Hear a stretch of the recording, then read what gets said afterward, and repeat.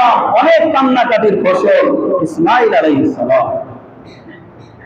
বৃদ্ধ বয়সের সন্তান পাওয়া, এই সন্তানের প্রতি পিতার কি মায়া হতে পারে? যাদের সন্তান নাই তারা বুঝে সন্তানের মূল্য কত। ইব্রাহিম আলাইহিস সালাম আশা করে বৃদ্ধ বয়সে আল্লাহ তাআলা একটা সন্তান দিলে এই সন্তানের মায়া পিতার অন্তরে থাকবে, এটাই তো স্বাভাবিক। আল্লাহ রাব্বুল আলামিন পরীক্ষা করতে চাইলে এখানেও পরীক্ষা।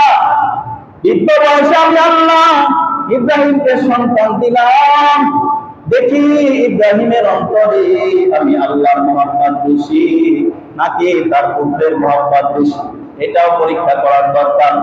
আল্লাহ তাআলা পরীক্ষার জালে ফেলাইয়া দিলেন। হুকুম করলেন, ইব্রাহিম তোমার স্ত্রী সহ পুত্র সহ তোমার কাছে রাখা যাবে না, তোমার কাছে রাখা যাবে না, তাকে দূরে রাখা আসো। বর্তমানে যেখানে কাবা ঘর, তখন তো কাবা ঘরের চিহ্ন ছিল না, মরুপ্রান্তর ছিল, মরুভূমি ছিল। এখন তো বসতির ব্যবস্থা হয়েছে, তখন কোনো বসতি ছিল না।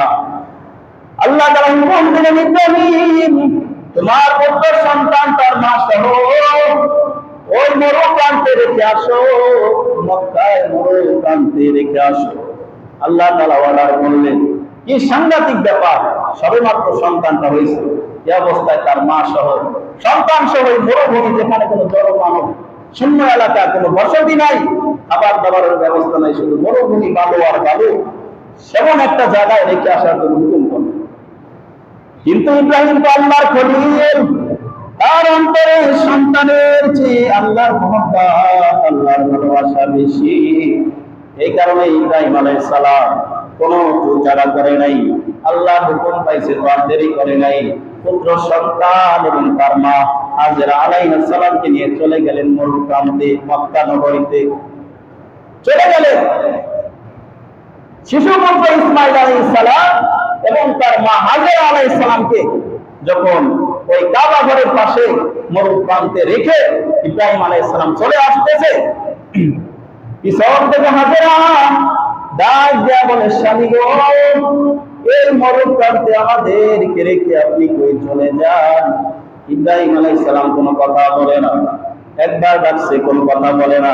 দ্বিতীয়বার ডাকে, কোনো কথা বলে না। পরিশেষে হযরত হাজেরা আলাইহিস সালাম ডাক দেয়া বলে, স্বামী কোনো কথা বলেন না, কিন্তু একটা কথা জানতে চাই, এই মরুপ্রান্তে কি আল্লাহ তাআলা আপনি কি নিজ ইচ্ছায় আমাদেরকে রেখে যাচ্ছেন নাকি আল্লাহর হুকুমে আমাদেরকে রেখে যাচ্ছেন? শুধু এই কথাটা আপনি বলেন, নিজ ইচ্ছায় রেখে যাচ্ছেন নাকি আল্লাহর হুকুমে রেখে যাচ্ছেন, এই কথাটা একটু বলেন। ইব্রাহিম আলাইহিস সালাম শাহাদাত আঙ্গুলে আসমানের দিকে উঁচু করে বুঝায়া দিলেন, হাজেরা না না না, আমি নিজ ইচ্ছায় তোমাদেরকে এখানে রেখে যাই না, বরং আমার আল্লাহর ইশারায় তোমাদেরকে এই মরুপ্রান্তে রেখে যাচ্ছি। এই খবর যখন শুনলেন, হাজেরা আলাইহিস সালাম বললেন, তাহলে আর চিন্তা নাই, যে আল্লাহ যদি আমাদেরকে এখানে রাখার হুকুম করে থাকে, সেই আল্লাহ পশ্চিমকালেও আমাদেরকে না খায়া মারবে না, আমাদেরকে ধ্বংস করবে না। সুবহানাল্লাহ! কত বড় বিশ্বাস ছিল!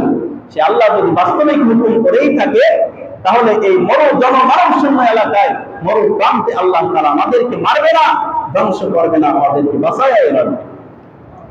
বাঁচায় রাখছেন। তাই কুদরতি ইশারায় আল্লাহ তাআলা তাদেরকে সেখানে বাঁচায় রাখছে। ইব্রাহিম আলাইহিস সালাম চলে গেলেন। ইব্রাহিম আলাইহিস সালাম যখন হাজেরা আলাইহিস সালামের চক্ষু থেকে আড়াল হয়ে গেল, তখন একটা দোয়া ইব্রাহিম আলাইহিস সালাম আল্লাহর কাছে করলেন। সেই দোয়াটা আল্লাহর ভালো লেগেছে, কুরআনে আল্লাহ তাআলা সেই দোয়াটা নাযিল করে দিয়েছেন। ইব্রাহিম আলাইহিস সালাম দোয়া করলেন, আল্লাহ রব্বানা ইন্নী আসকানতু মিন যুররিয়াতি বিওয়াদিন গায়রি জি সারজিন ইনদা বাইতিকাল মুহাররম। আল্লাহ, আমি আমার পরিবারের কিছু সদস্যকে রেখে গেলাম এমন একটা উপত্যকায়, এমন একটা মরুপ্রান্তে, গায়রি জি সারজিন, যেখানে কোনো শস্য নাই, কোনো গাছপালা নাই, কোনো জনবসতি নাই, এমন একটা জায়গায় আল্লাহ রেখে গেলাম, লিয়াকিমুস সালাতা, যাতে করে তারা নামাজ পড়তে পারে। রব্বানা ফাজআল আফইদাতাম মিনান নাসি তাহদি ইলাইহিম। ইব্রাহিম আলাইহিস সালাম বলেন, আল্লাহ মানুষের মধ্য থেকে কিছু মানুষের দিল তাদের দিকে ঝুঁকাইয়া দেন, তাদেরকে ফল ফলাদি দিয়ে উত্তম রিজিকের ব্যবস্থা করেন, লাআল্লাহুম ইয়াশকুরুন, যাতে করে তারা শুকরগুজার করতে পারে। ইব্রাহিম আলাইহিস সালাম দূরে যাইয়া দোয়া করলেন তাদের। ইব্রাহিম আলাইহিস সালামের দোয়াটা আল্লাহ তাআলা এমন ভাবে কবুল করছে, কিছুদিন যেতে না যেতেই সেখানে জড় বসতি বলা শুরু হয়ে গেছে। এবং ইব্রাহিম আলাইহিস সালামের দোয়াটা আল্লাহ তাআলা এমন কবুল করছেন, সেই দোয়ার ফসল বর্তমানে মক্কাবাসী উপভোগ করতেছে। কিয়ামত পর্যন্ত যত হাজী সাহেবরা ওই মক্কায় যাবে, তারা এই দোয়ার ফসল ভোগ করবে। দোয়া করছেন, ওয়ারযুকহুম মিনাস সামারাত, তাদেরকে উত্তম ফল দিয়ে রুজির ব্যবস্থা করো। আমি বলতে চাই, মক্কা নগরী যেখানে আছে সেখানে কিন্তু উন্নত কোনো চাষাবাদের কি নাই, ব্যবস্থা নাই। তারপরেও দেখবেন এই মক্কা নগরীতে এমন এমন ফল, এমন এমন সবজি সেখানে পাওয়া যায়, পৃথিবীর কোনো কান্ট্রিতে এরকম পাওয়া যাবে না। ঠিক কিনা বলে বলো? যত উন্নত ফল হতে পারে, যত উন্নত সবজি হতে পারে, নির্ভেজাল ফল, নির্ভেজাল সবজি যদি পাইতে চান, একমাত্র মক্কা নগরীতেই পাওয়া যাবে। ঠিক কিনা বলে বলো? এটা কোন কারণে? ইব্রাহিম আলাইহিস সালামের দোয়ার ফসল। চাষাবাদ না হইলেও আল্লাহ তাআলা ভরপুর রিজিকের ব্যবস্থা সেখানে রাখছে। ইব্রাহিম আলাইহিস সালামের দোয়ার কারণে আল্লাহ তাআলা মক্কা নগরীতে এমন ব্যবস্থা করেছে। মুসলমান ইমানদার, এদিক দিয়া ওই হাজেরা সন্তানকে নিয়ে মরুপ্রান্তে বসবাস শুরু করে দিল। চতুর্দিক দিয়া শুধু লোকারণ্য, কোনো পানির ব্যবস্থা নাই। কত রক্তে সন্তানের কলিজা শুকায় গেছে, সন্তান পানির অভাবে ছটফট শুরু করে দিচ্ছে। মা যদি দেখে তার সন্তান পানির জন্য ছটফট শুরু করছে, সন্তানের কষ্ট হচ্ছে, সেই মায়ের কেমন লাগে? একজন মাই বলতে পারে সন্তানের কষ্ট হলে তার অনুভূতিটা কেমন হয়। বর্তমানে গরমের কারণে মানুষ কি কষ্ট পায়, আমরা তিলে তিলে তার ঠিক পাইতেছি। গরম পড়লে কি কষ্ট হয়, আর ওটা ছিল মরুভূমি, শুধু রোদ ছাড়া আর কিছু নাই, আর নিচে বালু, উত্তপ্ত বালু। কি অবস্থা!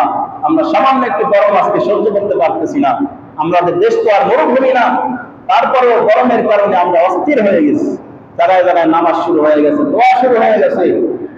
বলতে চাই মুসলমান, আজকে আমাদের উপরে এই যে অনাবৃষ্টি, এই যে দুর্দশা আমরা দেখতেছি, এটা আমাদের হাতের কামাই, আমাদের পাপের কারণেই আজকে আল্লাহ তাআলা আমাদের উপরে গজব চাপায় দিয়েছে। আজকে আমরা বৃষ্টি নাই, ঠিক মতো বৃষ্টি পাইতেছি না, হাহাকার করতেছি। কোন কারণে জানেন? আজকে অপরাধের পাল্লা আমাদের ভারী হয়ে গেছে। আমাদের পাপের কারণে পৃথিবী আজকে ভারী হয়ে গেছে। পৃথিবী আমাদের পাপের বোঝা সহ্য করতে পারতেছে না। আল্লাহ রহমত আমাদের থেকে উঠে যাইতেছে, আল্লাহ তাআলা রহমত আমাদের থেকে দিনকে দিন উঠে যাইতেছে। এই কারণে আমরা সময় মতো বৃষ্টি পাই না, সময় মতো সবজি ফসল এগুলো আমরা পাইতেছি না। আল্লাহ রহমত উঠে গেছে। যত পাপের মাত্রা বেড়ে যাবে, তত আল্লাহ রহমত জমিন থেকে বিদায় দিবে।